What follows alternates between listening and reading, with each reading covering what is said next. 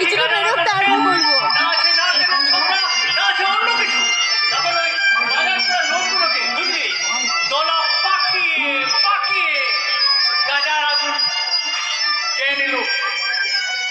ওরে হারাম জানা মাথা, বাজার করা নোট দিয়ে দলা পাকিয়ে গাঁজা টেনে এলি।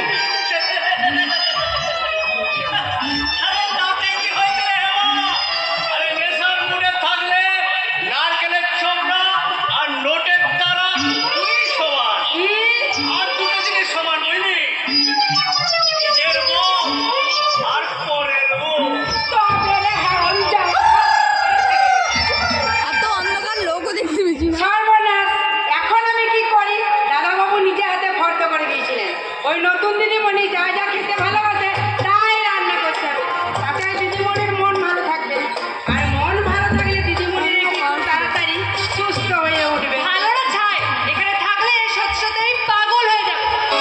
বলতে নেই দিদিমণি, তোমার ভালোর জন্যই তো ডাক্তারবাবু তোমাকে এখানে নিয়ে এসেছে। আচ্ছা, তোমরা কি ভেবেছো বলো তো, আমি কি বাচ্চা মেয়ে যে পাহাড় নদী ঝর্ণা দেখে আমার অতীত থেকে তোমরা ঘুম পাড়িয়ে রাখো? অতীতটাকে কোনোদিন ঘুম পাড়িয়ে রাখা যায় না আলো দেবী।